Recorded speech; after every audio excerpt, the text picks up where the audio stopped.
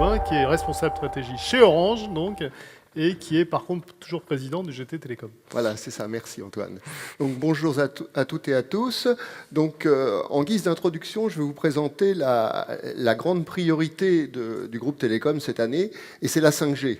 En fait, même si les déploiements sont encore relativement lointains, je pense que les entreprises du pôle doivent se mobiliser pour participer aux travaux de cette future norme qui devra répondre aux besoins de la future décennie en termes de télécommunications. En effet, cette future norme ne devra pas seulement servir à connecter les smartphones ou leurs successeurs, mais également des voitures et tout type d'objets, et beaucoup plus basiques, ayant des impératifs de consommation très stricts. Ce sera par exemple la base du futur Internet des objets. La 5G ne concernera pas que la partie radio, il y aura aussi des grandes modifications dans le cœur de réseau avec une tendance vers la virtualisation.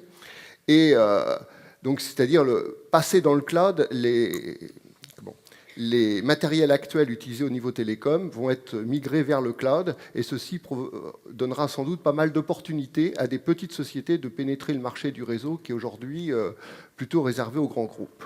Donc je vais maintenant laisser la parole à Eric Verzeghi d'IP Label qui va vous présenter comment les projets du pôle ont permis le développement de sa société. Merci Thierry.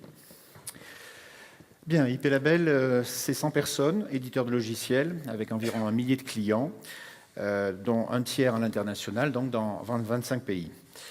Quel est notre métier? Notre métier est de mesurer la perception utilisateur des services numériques, qu'il s'agisse de data, de voix, d'images, que ce soit à partir de terminaux fixes ou de terminaux mobiles. Donc nous avons, il y a environ une quinzaine d'années, démarré cette aventure avec une solution robot installée sur Internet. Aujourd'hui, il y a plus d'une centaine de villes sur la planète qui hébergent nos robots. Ou bien sur les grands réseaux d'entreprises. Il y a 2500 robots installés sur à peu près 200 grands réseaux d'entreprises.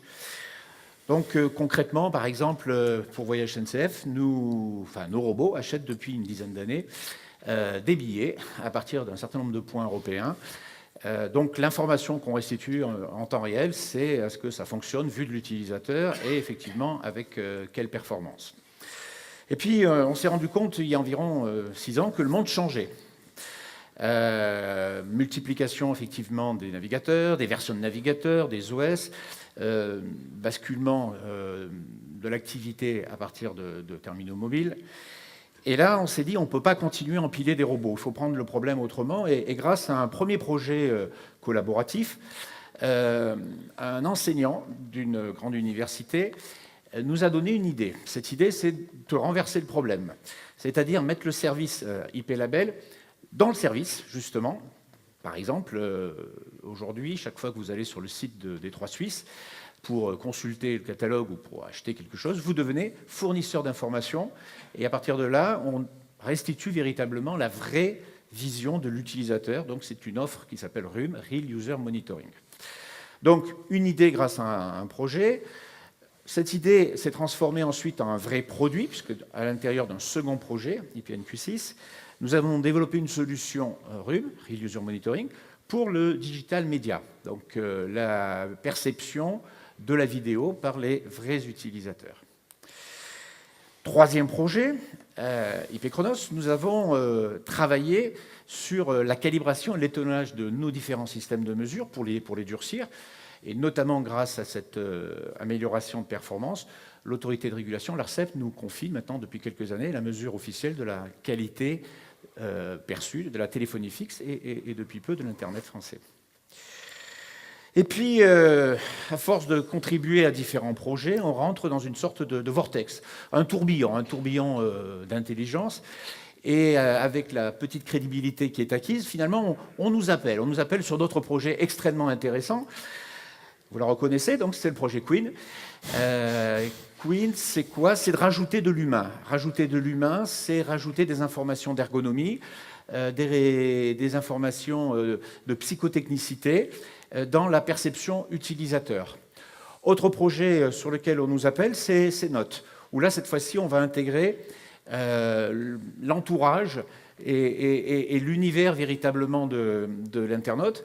Est-ce qu'il est dans son fauteuil derrière un accès ADSL? Est-ce qu'il a la chance d'avoir un accès allant jusqu'à 1 giga? Ça existe maintenant. Est-ce qu'il est dans sa voiture? Donc, ce sont des éléments que nous intégrons en plus dans la mesure de la perception utilisateur.